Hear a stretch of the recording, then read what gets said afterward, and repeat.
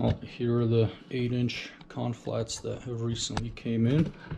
Was able to find them on eBay for relatively cheap. So now I should have everything for actually being able to pull vacuum on the chamber. Here's kind of all the different bits and pieces I have. We'll see what we can come up with, but for now just want to make sure I can pull good vacuum. Still need to clean it up. Again, that'll be the next thing, is to prep the chamber before I actually start throwing the flanges on and whatnot. So yeah, I'm gonna start cleaning the chamber. Finally got all the fittings and flanges on the vacuum chamber and got everything closed up last night and pulled first vacuum on it. It did okay. It's definitely leaking. I got it down to about 100 millitorr just using a dual rotary vane roughing pump. The pump itself should be able to do about 1.5 millitorr ultimate pressure, meaning if the pump isn't connected to anything and it's just closed off, that's what the lowest it could reach. It's pretty old, so I don't know if it can actually do that anymore, but I should be able to get to at least 10 millitorr pretty comfortably with this setup. But like I said, it is definitely leaking, not horribly. I left it overnight and it's come up to, looks like right now it's at about 1.2 millitorr currently. It's pretty messy because I still have everything out from when I was working on this thing last night, getting everything closed up. Got all the 8-inch conflats, which is good. I'm using quite a few of these Viton rubber gaskets in a few different spots, so you know those aren't going to seal as well as the copper gaskets. So there's a lot of room for improvement here. I'm gonna quickly redo some of these connections and add basically this ball valve to cut off, be able to isolate the pump, and I'm gonna see how far I can pump this thing down, and it'll give me a better idea of how bad the leaks are. But this is a very good start currently.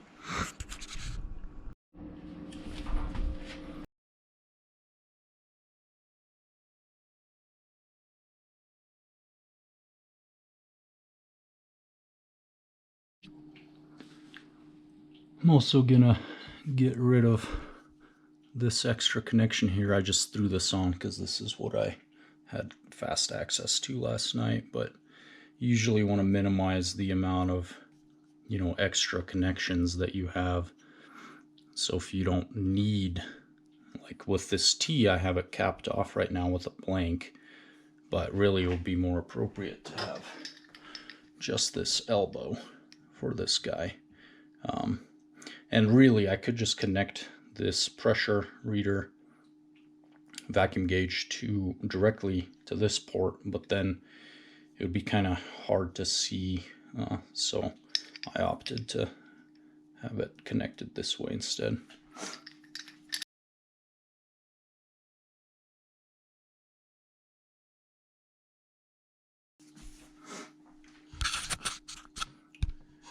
Okay, now let's see how close I can get this thing. So now we can pump down and see if it's pumping down much better or not. So right now it's showing 792 torr, which that's not really correct, because 760 is atmospheric, and I should be a lot lower than atmospheric anyway because I'm at altitude about 7,000 feet. So, but that's okay. Let's start pumping and see what happens here.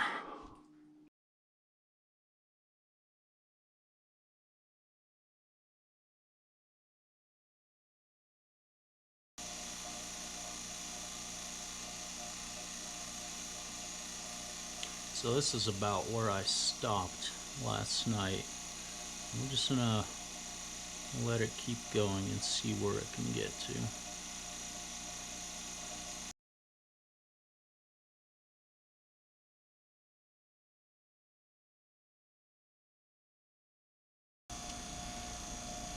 Okay, well, below 10 torr is decent. I'm gonna shut the valve to the pump here. Let's see how it reacts.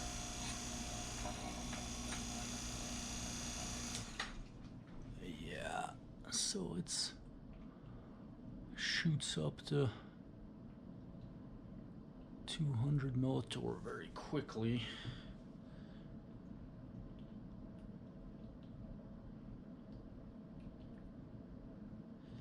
But it's holding quite a bit better than I thought it would. So I think I'm just gonna go around and tighten some things up on the, specifically the 8-inch flanges, because I don't think I got those as tight as I could have. And also I am doing some somewhat sketchy stuff here because I didn't have enough bolts basically to cover all my 8-inch flanges, so I kind of, you know, I still did it symmetrically, but I skipped a few on these. It should be okay, but I didn't tighten these as much as you would normally to get the compression on the copper gasket. So I'm gonna do that really quick and see how the leak is. Okay, so while I tightened everything up, it went up to about 241 millitorr. I'm gonna pump it down again and see what happens.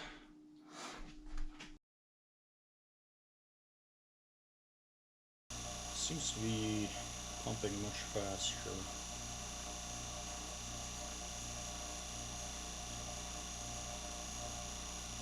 Yeah, that seems to be going way faster now.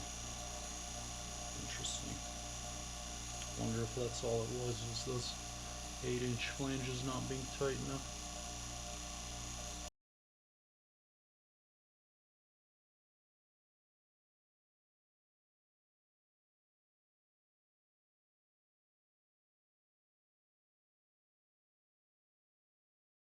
Closing the valve.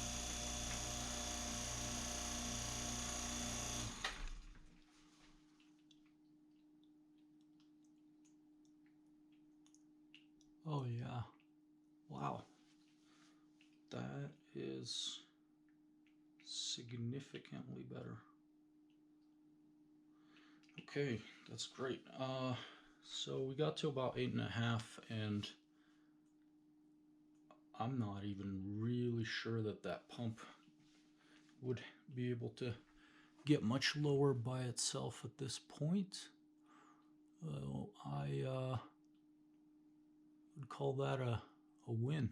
This is great. This is much better, much faster than I expected.